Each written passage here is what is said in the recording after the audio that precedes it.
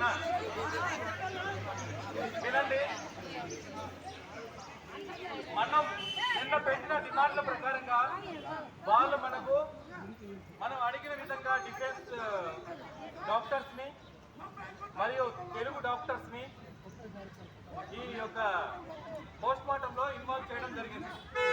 వాళ్ళు రిపోర్ట్ తీసి ఏమేమైతే మనకి రిపోర్ట్లు వస్తాయో అవి డిసీజ్ అనేది మాత్రం 2 రోజుల తర్వాతనే దానికి తెలుస్తుంది. ఎందుకంటే అది ల్యాబ్ టెస్ట్ అవ్వాలి, అది ఐసీఎంఆర్లో అవుతుంది. దేని కారణంగా చనిపోయారు, ఆవిడికి ఏం జరిగింది అన్నది మాత్రం పోస్ట్ మార్టం ద్వారా తెలుస్తుంది. కాబట్టి పోస్ట్ మార్టం పర్ఫెక్ట్గా నిర్వహించారు. దానికి కూడా మాకు చెప్పిన సమాధానం ప్రకారం వాళ్ళు వీడియోగ్రాఫీ కూడా చూపించారు. ఎలా జరిగింది, ఏంటి ఏం చేయాలి అనేది మాత్రం వాళ్ళు చెప్పారు. కానీ దాని రిపోర్ట్లు లీగల్గా 2 రోజుల తర్వాత వాళ్ళు మనకి ఇలాగా సబ్మిట్ చేస్తారు. వాళ్ళు కూడా ఏమని మనం కోరాం వాళ్ళతోటి అవన్నీ దీంట్లో రాసిచ్చారు. సరేనా?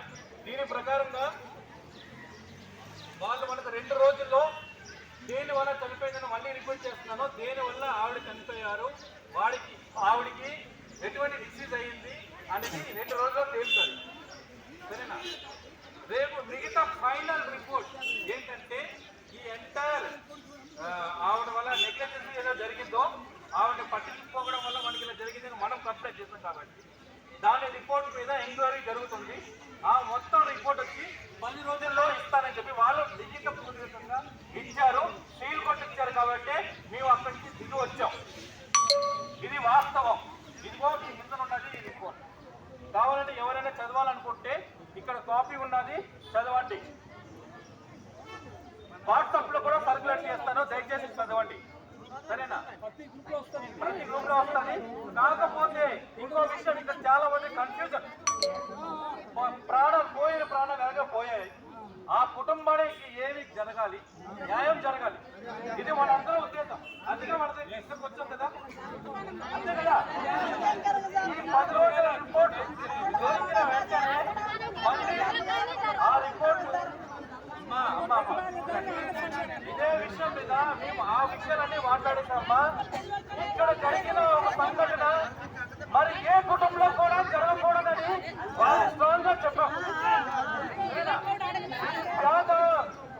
మధ్య తరగతి డబ్బు ఉన్న వాళ్ళని పరీక్షిస్తున్నారు. వీళ్ళ నెగ్లిజెన్స్ జరిగిందని 100% వాళ్ళు కూడా ఎక్కడో కాడ ఒప్పుకున్నారు మా ముందున. అది వాస్తవంగా 10 రోజుల్లో మన చేతిలోకి వస్తుంది. అప్పుడు వరకు మనం ఏం చేయలేం. మిగతా కార్యక్రమాలు ఏమున్నాయో ఆవిడ దాన సంస్కారం చేయాలనేది ఏమన్నది అది ఇప్పుడు వాళ్ళ ఫ్యామిలీ మెంబర్స్ నిర్ణయిస్తారు. దాన్ని బట్టి మన ముందు కార్యక్రమం ఏముండాలో నిర్ణయిస్తాం. సరేనా?